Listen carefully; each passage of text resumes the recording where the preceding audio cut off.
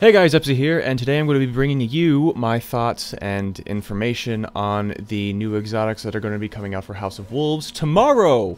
And let me just say that I am excited for them and very much looking forward to collecting every single, well, most every single one, I guess. So, first and foremost, this is not final.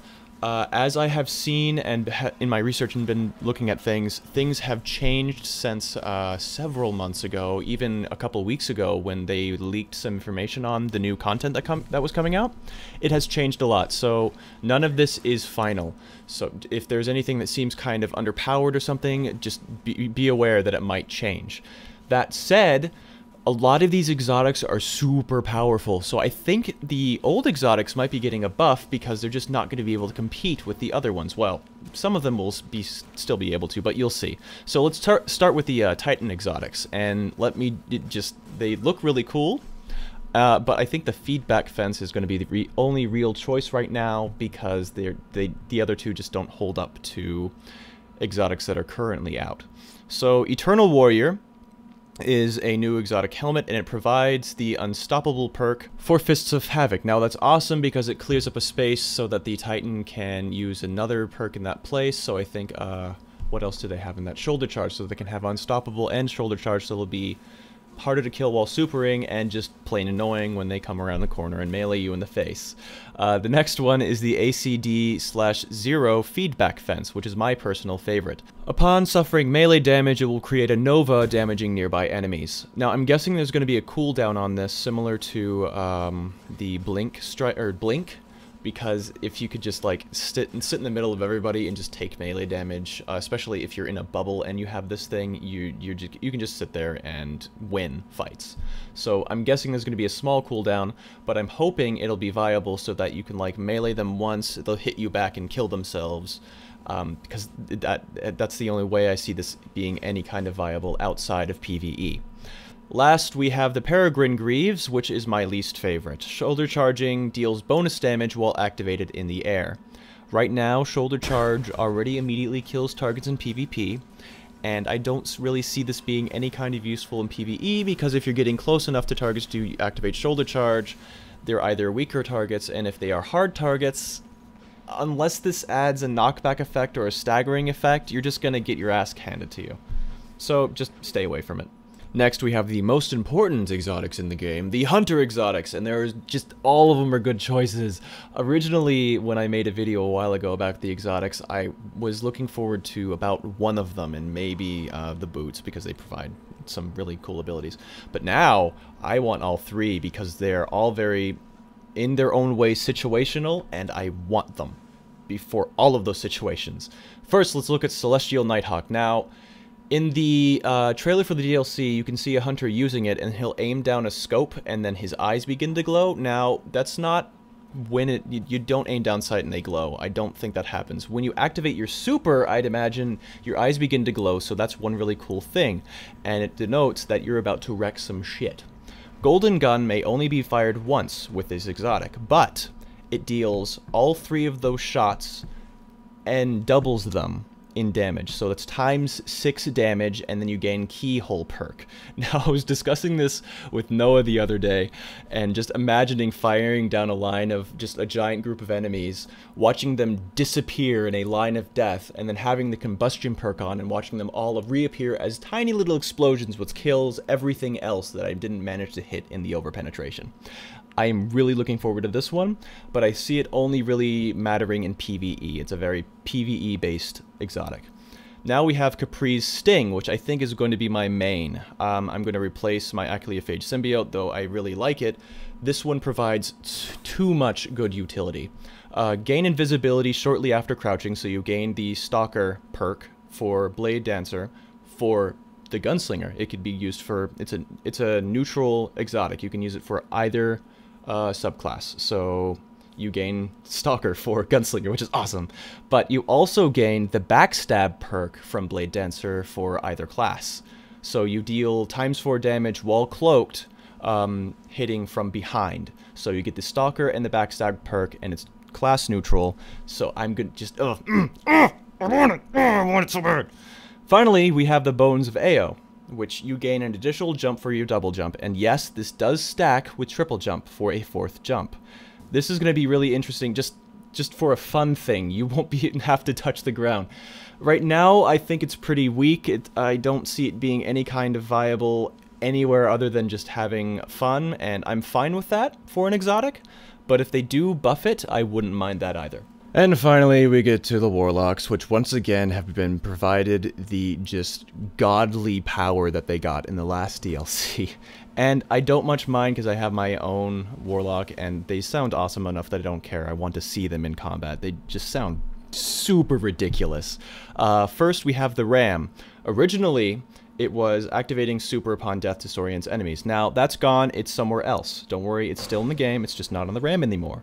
The Ram now provides all Voidwalker melee attacks with lifesteal.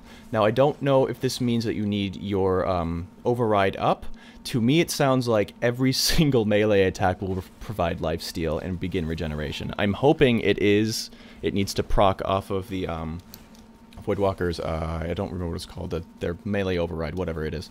But it also provides bonus armor. So basically, it turns the Voidwalker into a tank. So Titans are no longer the tanks in the game. Warlocks are now tanks, given that the Sunsinger also has the Flame Shield, which can be buffed and made sustainable with the Claws of Ankara. Now we go on to the Purifier Robes, which is activating radiance from death disorients nearby enemies. It used to be just like it made burn duration increase, so the brimstone duration on grenades faster or longer. But I'm glad that they moved the Ram's ability over to somewhere else and made the Ram more awesome than it looked. Like it sounded great, but now the Ram just looks and is amazing. The Nothing Manacles are the final exotic, and originally they were going to provide, I believe, you got a shield every time you used your melee ability for the Voidwalker. Now you gain an additional scatter grenade, which is cool. You have 2 scatter grenades now, but Epsi, the scatter grenade is terrible. You need to like hit the one target, and it only will hit that one target. I mean, they might be dead, but it only hit one target. You say that, but then we go into the later description of the exotic that says that scatter grenade munitions now track targets. Oh, okay, so scatter grenade is arguably, I would say, the most powerful grenade. It does more damage than any other Voidwalker grenade, apart from the Vortex grenade if you're sitting in the way. But the problem that scatter grenade has is it's super close range. It's basically you nuke the floor where you hit. Whatever you hit is dead. But it requires lots of skill in order to hit that target. Now that it tracks targets, it's going to be super OP, and you can carry 2. So you can just say, oh, there are a bunch of enemies taking this control point, and toss both your grenades, and everything in that area is dead. It's gone. They're done. So you basically have a new Nova Bomb. You have a new super that you can pull off multiple times with that energy drain ability. So you have your grenade up constantly. Add that to Bad Juju, and then maybe some of the new legendary weapons coming from Trials of Osiris, which will provide you with grenade and super energy, or grenade and melee energy upon kills. You're going to have this thing up always. Voidwalker is going to be something formidable to fight against in PvP again. Just Sunsingers have been reigning supreme, Voidwalkers are going to be making a comeback, and it's going to be scary. So that's it for exotic armor. Let's look at the weapons. Now, as far as I know, there's going to be 4, maybe 5 coming out, starting with the 347 Vesta Dynasty. Now, it hasn't changed much since I originally did my video. It has 2 different perks that you can choose between. Non-precision kills temporarily increase armor stat for 15 seconds, or precision kills increase agility stat for 15 seconds. I personally might be going for the non-precision kills one because I want to live longer. It also gives you Icarus, which improved accuracy while airborne. This is a new perk, and it's going to go through many different weapons are going to be able to have it. which I think is a pretty cool perk, I guess. I use hand cannons, which have high stability whilst jumping, so it won't really affect me all that much. Now, for all of the Fallen-themed weapons, we have the Queen's Breaker's Bow. It works exactly like the line rifles that the Vandal snipers use, so it comes with two different scopes. A long-range sight that charges more slowly for greater damage, so it's basically a fusion sniper rifle that fires a single bolt for more damage. And then they have a low-range zoom, which charges faster, but doesn't deal as much damage as the long-range scope would. It also comes with Hidden Hand, which is another new perk that other weapons might come with. So it increases target acquisition, which is your reticle drag or your auto-aim. So it's a sniper rifle with better auto-aim. That's a bit silly in and of itself. I think this is going to be interesting. I don't know how powerful it's going to be, especially with that charge time. If it's, I doubt it'll be a one-shot kill after charging it for a body shot, but it'll probably still kill with a headshot. And I'm guessing that the lower range zoom will make it so that you can actually use it at medium range and maybe turn it into a scout rifle or similar to a fusion rifle. Next, we have the Dreg's Promise, which is one of the new special weapons, the sidearm, and it is interesting. It has Grave Robber, which is a new perk ability, which melee kills while this weapon is equipped have a chance to refill the magazine, which is cool. And like all sidearms, it has reserve ammo, which this weapon always has ammo on respawn, so it constantly regenerates ammo, so you don't have to worry about it, which I think is awesome, and I'm going to be using sidearms for that reason. And then it has shock rounds. You know how fallen weapons track their targets if you fire them? This weapon has that, which I think is really cool. You can hit targets around, hit targets around corners, and that's going to change up the game a lot, and that's going to be really cool to see. And finally, we have the shotgun that I want the most. Oh my god, yes. We have the Lord of Wolves, which is a solar shotgun. Originally, its ability was stacking hits catches the target on fire, which was kind of lackluster, and I was like, I'm just going to use it because it's aesthetically pleasing and looks fucking awesome. Now, it's 10 times better than that. It has a perk called Devil's Touch. Kills with this weapon rally nearby allies with +3 recovery for 30 seconds. For every kill.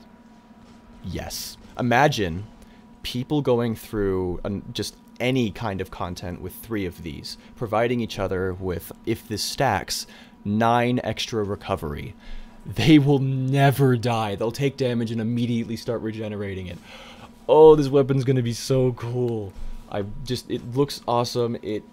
It'll be firing like the Captain's shrapnel rifles do. It does solar damage. It's a shotgun, and that perk just makes it so cool, and I am really looking forward to it. Now, the final exotic that might be making it into this, and has been rumored to be the jewel or the gem at the end of the Trials of Osiris Rainbow, is the Fate of All Fools. It was only rumored that it's going to be coming in, and it'll be the end game item in the Fate of All Fools, or Trials of Osiris. But I'm not sure. It has not been confirmed. I don't see it in the database saying so anywhere, so just we'll see. So that's it for the exotics that we know of and all information that we have and my opinions based on them. Again, all this is subject to change. It's not set in stone. I imagine there's going to be a few little tweaks here and there, but I'm really looking forward to all this. If you are and have thoughts on these things, what will you be using? What are your thoughts? Please leave your comments down below, leave a like, and remember to subscribe for more content. I've been Epsy, and I will see you next time.